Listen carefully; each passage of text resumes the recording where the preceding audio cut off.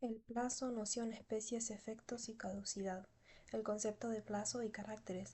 El plazo es la fijación en el tiempo del momento a partir del cual el acto jurídico comenzará a producir efectos o dejará de producirlos.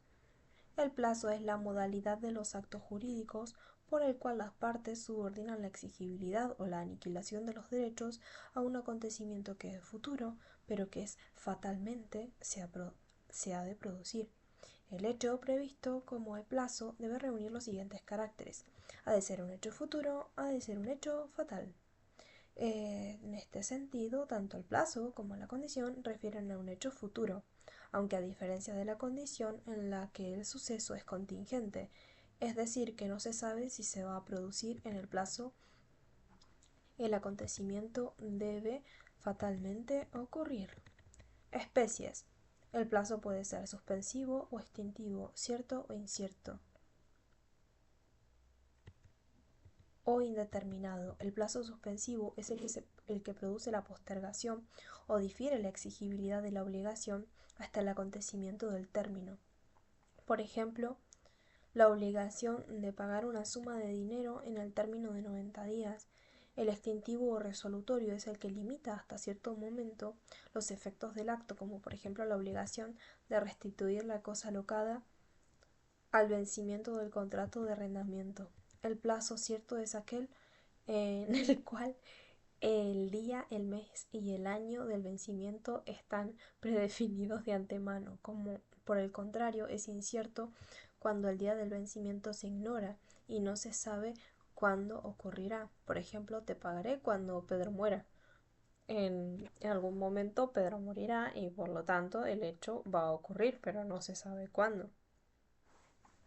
El plazo es indeterminado cuando no está definido en el acto, por lo que deberá el juez determinar la fecha del cumplimiento en el marco del proceso más breve que prevea la ley adjudicativa local. Efectos. La diferencia entre la condición y el plazo es que mientras los derechos condicionales son eventuales, pues su misma existencia está pendiente de definición, la condición suspensiva o amenaza, la condición resolutoria, los derechos, los derechos sujetos a plazo son efectivos, pues no hay duda sobre su existencia, aunque el titular deba esperar cierto tiempo para entrar en el pleno ejercicio de sus prerrogativas o éstas estén limitadas en el tiempo. El plazo, al igual que la condición, opera sus efectos hacia el futuro a partir del vencimiento, por lo que deja subsistente las consecuencias ya producidas. Concepciones. Concepto de condición.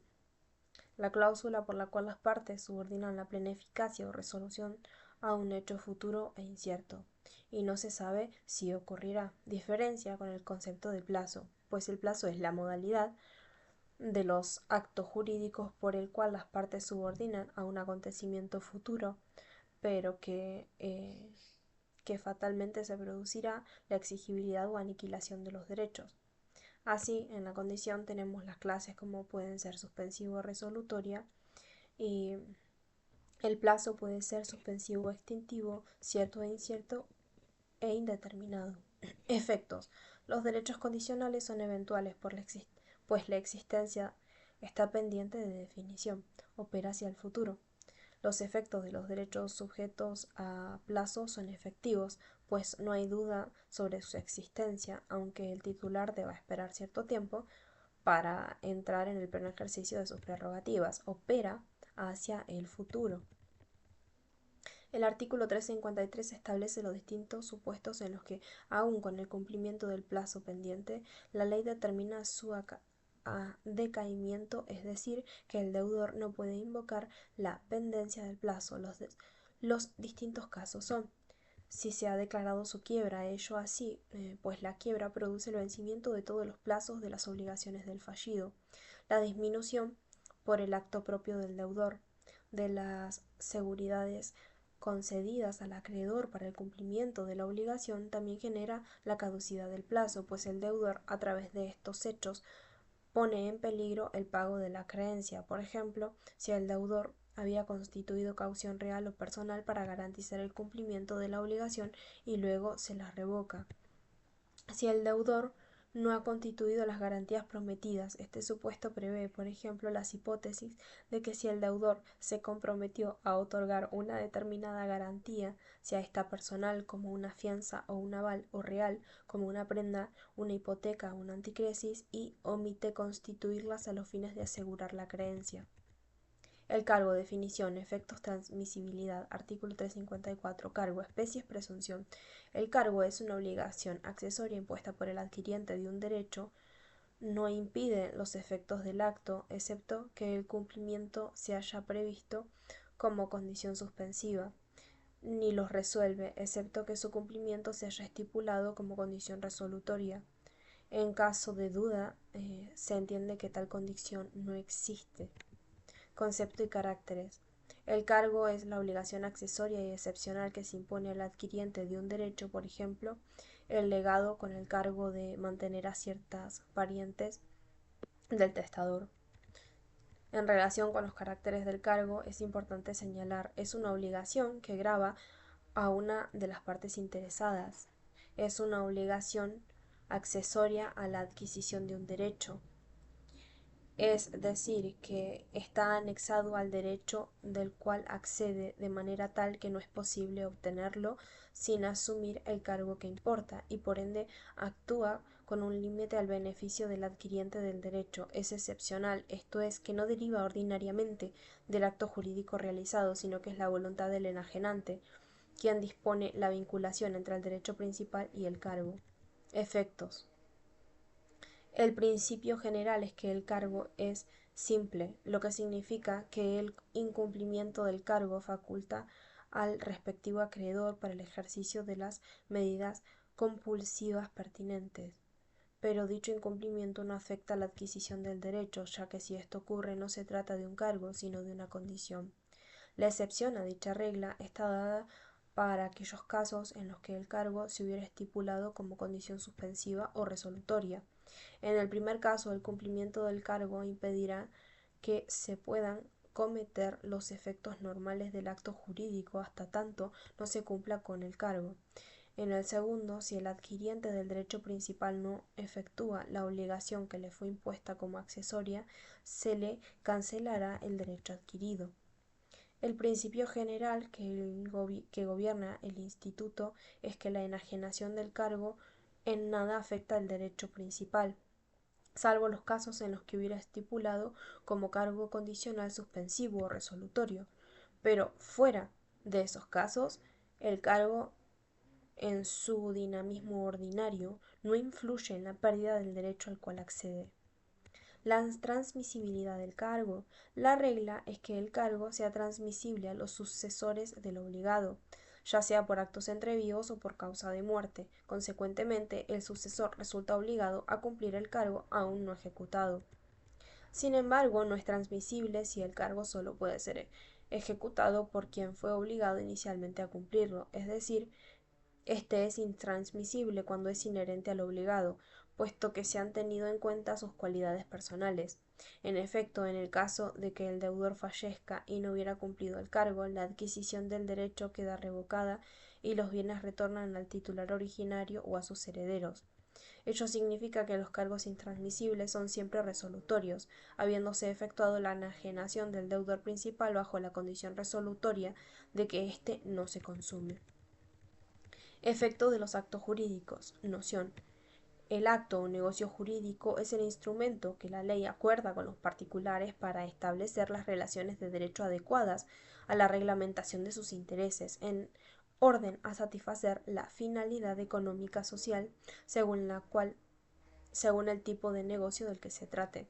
Las relaciones jurídicas que se crean, se modifican o se extinguen por medio del acto jurídico constituyen los efectos propios del negocio. Efectos subjetivos. Bajo el aspecto objetivo, los efectos propios del acto jurídico son los que corresponden a la finalidad típica del negocio. Así, por ejemplo, es un efecto propio de la compraventa la transmisión de la propiedad de la cosa vendida, la obligación del vendedor de entregar una cosa y la obligación del comprador de pagar el precio. Dentro de los efectos, desde el punto de vista objetivo, se pueden distinguir los efectos esenciales, los naturales y los accidentales. Los esenciales son los que la ley establece como propios o característicos del tipo legal realizado, y no pueden ser modificados por las partes, como ser la transmisión del dominio en la compraventa. Los naturales son aquellos que, no obstante haber sido establecidos por la ley, pueden ser dejados sin efecto por las partes, como ser los vicios redhibitorios en los contratos onerosos. Los accidentales son aquellos efectos que no fueron previstos por la ley como propios del acto, pero fueron establecidos por las partes, como ser el pacto de retroventa, la condición, el plazo, etc. Efectos subjetivos entre partes, sucesores universales, singulares y terceros. Desde el aspecto subjetivo, la consideración de los efectos del acto jurídico apunta a determinar a las personas cuyas esferas de interés quedan comprometidas en forma activa o pasiva con la celebración del acto jurídico, es decir, a quienes estos alcanzan. El principio general es que el negocio, en principio, solo produce efectos entre las partes y sus sucesores universales, y no puede aprovechar o perjudicar a las personas ajenas del acto que reciben el nombre de terceros. La regla surge de los artículos 1021 y 1024 del Código. El primero expresa que el contrato solo tiene efectos entre las partes contratantes, no lo tiene con respecto a terceros, excepto en los casos previstos por la ley. El segundo propone que los efectos del contrato se extingan activa y pasivamente a los sucesores universales, a no ser que las obligaciones de que él nacen sean inherentes a la persona, o que la transmisión sea incompatible con la naturaleza de la obligación, o esté prohibida por la cláusula del contrato o la ley. Sucesores: se denomina sucesores a las personas a las cuales se les transmiten los derechos de las otras personas, de tal manera que en adelante pueden ejercerlos en su propio nombre. Según el origen de la transmisión, la sucesión es legal o voluntaria. La primera deriva de la ley, que opera a favor de los herederos legítimos del causante. La segunda, a la voluntad del individuo cuyos derechos se sucede. Ahora bien, según la causa en virtud de la cual opera la transmisión, la sucesión es mortis causa, la que tiene lugar en razón de la muerte del autor de ella o entre vivos, a través de un acto jurídico traslativo de derecho como la compraventa o la sucesión de créditos. Según la extensión del título, la sucesión es universal o singular. La primera supone al heredero que se le transmite la universalidad o una parte indivisa de la herencia, mientras que, si es singular, el legatario recibe un bien particular o un conjunto de ellos. Artículos 400 y 2278 del Código. En relación a los sucesores universales, si estos tienen los derechos y acciones del causante de manera indivisa, con excepción de los que no son transmisibles por sucesión, como por ejemplo los derechos personalísimos y los derechos de familia, entre otros. Respecto de los sucesos singulares, en principio, estos revisten la calidad de terceros como regla, más allá de que se reconocen excepciones, por ejemplo, alcanzan al sucesor particular ciertas relaciones jurídicas establecidas por el transmitente cuando la ley así lo dispone, como el caso de la locación, en el que se respete el derecho del locatario a permanecer en el uso y goce de la cosa arrendada que se transmite al adquiriente del inmueble. Artículo 1189. Asimismo, quien adquiere un inmueble que se transmite en las cargas reales que graban la cosa, como la hipoteca, la prenda, el usufructo. El sucesor particular de quien adquiere un inmueble, con lo cual queda obligado personalmente con la cosa transmitida. Situación legal de los terceros. Por parte del artículo 1022 establece: el contrato no hace surgir obligaciones a cargo de terceros, ni los terceros tienen derecho a invocarlo para hacer recaer sobre las partes obligaciones que éstas no han convenido, excepto disposición legal. Así, los contratos tienen efectos indirectos hacia las personas ajenas al contrato, como por ejemplo los acreedores de las partes que son terceros interesados.